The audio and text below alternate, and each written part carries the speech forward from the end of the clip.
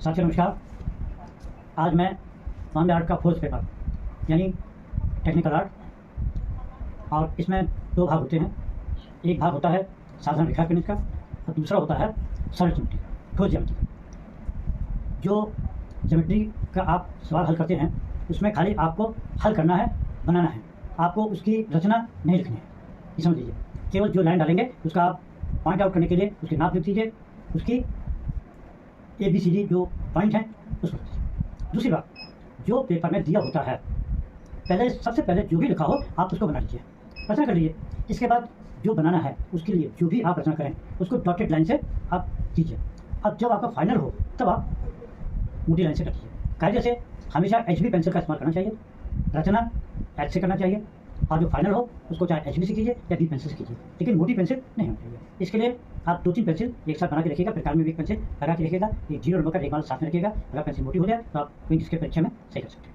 चलिए अब हम आगे बात ना करते हुए आपको बताते हैं।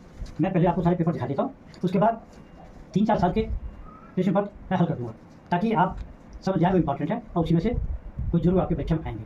सारे पेपर हल कराने के बाद ही मैं आपको कुछ अलग से भी हल करा देंगे जो कि संभावित होती हैं। चलिए ये देखिए, 2013 का पेपर आपने देख लिया। अब 2015 का पेपर ये देखिए, फिर 2017 के पेपर देखिए। ये पेपर इसलिए दिखा रहे हैं, ये सब इंपॉर्टेंट क्वेश्चन हैं, उसका देख लीजिए। अब देखिए 2019 का पेपर, सारे पेपर हम आपको सॉल्व कराते हैं। देखिए जो इंपॉर्टेंट सवाल हैं वो हम आपको पहले हल करा देते हैं। अगर शुरू से सारी ज्योमेट्री पढ़ाएंगे तो बहुत लंबा हो जाएगा, इसलिए आपको इस समय फोर्थ पेपर के जो इंपॉर्टेंट सवाल हैं वही हल करते हैं। आपको ज़्यादा कुछ पूछना हो तो मेरे मोबाइल नंबर पे या व्हाट्सएप नंबर पे आप हमसे बात कर सकते हैं, हमसे पूछ सकते हैं। गूगल पे आप देख सकते हैं, मेरा संस्थान है, अभी मैं आपको व्हाट्सएप नंबर भी दे दूँगा, मेरा चैनल पर देख सकते हैं। जी पहला सवाल इंपॉर्टेंट देखिए, एक बिंदु से मिलने वाली रेखाओं को 2 सेंटीमीटर त्रिज्या का एक वृत्त अंकित कीजिए। एक कोण और भुजा।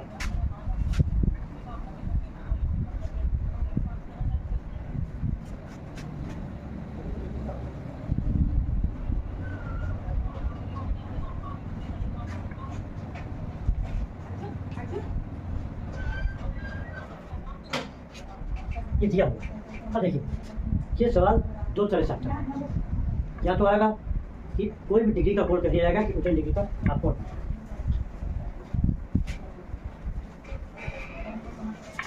किसी भी कोण के अंदर कोई भी वृत्त बनाना होगा, हमेशा उस कोण के आधार वाली जो लाइन होगी मध्य वाली, उसका केंद्र उसी पर होगा। ये हमेशा ध्यान रखिए। इसलिए सबसे पहले आप क्या करें, इसका बाइसेक्ट करें। इसी तरह से 110 डिग्री के अलावा कोई भी कोण हो आप इसी तरह से 4 भाग कर सकते हैं। अब आ जाइए, अगर 90 डिग्री का कोण हो समकोण, उसके 3 भाग करना, 4 करना तो ऐसे हो जाएंगे, 3 करना हो सरल। बेटाल की सहायता से पहले बात तो बेटाल की सहायता से आप 90 का खींचेंगे कैसे, आप होता कोई लाइन हो, आपने एक पॉइंट लिया, एक चाप ले लिया, लगाया, वही चाप से यहाँ काटा, वही चाप से यहाँ काटा, उसका यहीं से काटा, ये फिर काटा, 90 डिग्री को बन गया।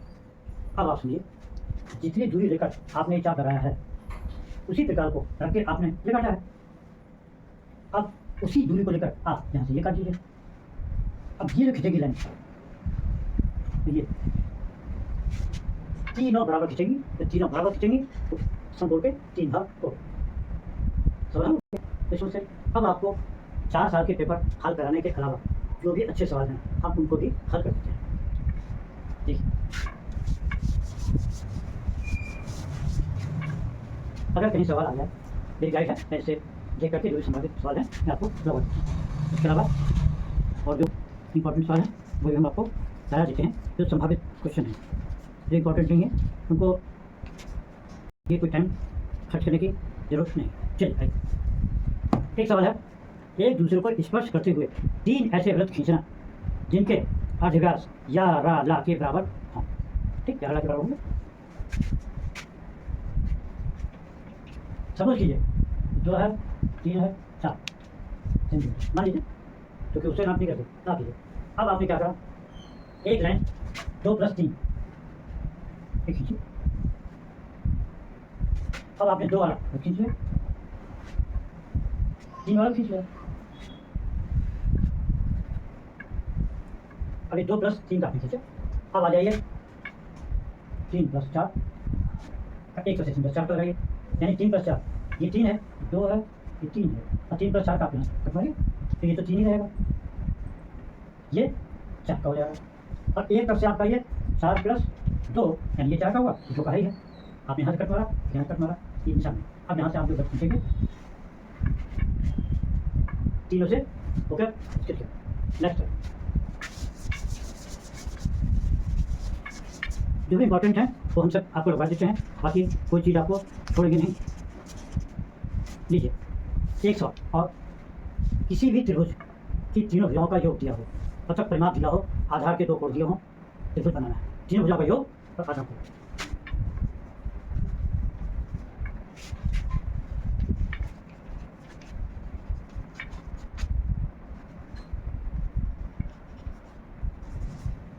परिमाप आधार कोण 40 डिग्री 10 डिग्री।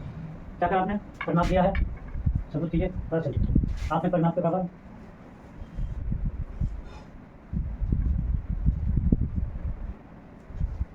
परसेंट लिखिए। 2 आधार कोण दिया, 2 आधार कोण का आपने खींचा 40 50। अब आपने दोनों कोणों का बाइसेक्ट किया, बाइसेक्ट किया। अब जिस पॉइंट पे मिले उस पॉइंट से इस रेखा के समानांतर खींच दीजिए, इस रेखा के समानांतर यहाँ खींच दीजिए, तो आपका सवाल हल हो। तीनों भुजाओं का योग 12 और 2 आधार के कोण 40 और 50। एक नियम होता है, कोई भी समानांतर 2 रेखा होंगी, इसको कोई भी रन करेगी तो इसके जो इकलता कोण है वो हमेशा बराबर हो। इसलिए जितना बड़ा ये कोण होगा उतना ही बड़ा ये कोण होगा, 40 का जितना बड़ा ये है इतना बड़ा ये होगा। क्यों? 2 समानांतर रेखाओं को काट देंगे, दोनों कोण बराबर होंगे। ये आपका सवाल हल होगा। अब आपको 2-3 सवाल और पूछते हैं, बिल्कुल सिंपल है। अगर कोई रेखा दी है, कोई रेखा दी है और इसके ऊपर एक कोई बिंदु दिया है और लिखा है इस बिंदु से इस रेखा पर लंब डालना है, कुछ यहाँ पे क्या रखिए, एक कट मारा, यहाँ से ये कट मारा, ये कट मारा, ये आपका लंब। बिल्कुल सिंपल। अगर कोई रेखा दे और कहे कि इतने सेंटीमीटर दूर या उसके ऊपर कोई बिंदु दिया उससे इसके समानांतर रेखा खींचना है, तो बिंदु दिया। हाँ, आपने क्या करा, प्रकार में चिंटू लेकर के टिकट मारा, समानांतर रेखा हो गई। बहुत आसान। इसी तरह हम आपको जल्दी से बताना है कुछ सवाल, 3 का सवाल और बताएंगे और फिर मल्टीप्लाई कुछ भी नहीं। किसी रेखा के खुद समभाग करना, कोई भी रेखा, कोई नाम नहीं, मान लीजिए 5 भाग करना, 6 करना, 7 करना, कोई करना अपना, और किसी भी डिग्री से कोई न्यून को खींच दिया, कोई भी नाम से, इसकी कोई नाम कोई मतलब नहीं, कोई नाम। इस भुजा के मान लीजिए आपको 5 भाग करना है, कोई भी प्रकार में एक बिंदु लीजिए, पहले 5 बराबर 1 2 3 4 5, 1 2 3 4 5, अंतिम भाग को आप इससे मिलाइए, फिर इसके समानांतर हर एक से लाइन खींचते चलिए। अब रेखा 5 भाग में विभाजित हो गई। अगर कोई ना दिए, मान लीजिए 6 सेंटीमीटर दिया, 7 सेंटीमीटर दिया, तो आप 5 भाग में बांटिए। कैसे बांटेंगे? केवल ये तरीका है, इससे ही बांटी जाएगी। 1-2 सवाल और मुख्य तत्व, 2-3 सवाल और टाइम ज़्यादा। कोई 2 भुजाएं जो समांतर नहीं है, किसी कोण पर ना मिलने वाली 2 भुजाओं के मध्य में एक वृत्त खींचना है। 2 भुजा दिए, इसका मतलब एक भुजा ये दिए, एक भुजा ये दिए। वो कह रहा कहीं मिले ना, कोण ना बनाए, तो कोण नहीं बनाएगा तो वृत्त कैसे खींचेगा, सेंटर कैसे होगा? समझ आइए, कोई भी कोण होगा जब वृत्त खींचेगा तो हमेशा उसके सेंटर में होगा। आपने क्या करा, इसको तो आप नहीं मिला सकते, इसलिए इसके पैरेलल कुछ दूरी पर लेकर कोई दूरी ले लीजिए, इसको मिला दीजिए, उतनी ही दूरी लेकर यहाँ से मिला दीजिए। शर्त है इन भुजाओं को नहीं मिलाना है, नहीं बढ़ाई जाएंगी। हम वो भी बढ़ा लेकिन हम रचा कैसे बढ़ा सकते हैं, बढ़ा दिया, क्योंकि बाइसेक्ट करना है। अधिक मिल गया तो आपने यहीं से इसका बाइसेक्ट किया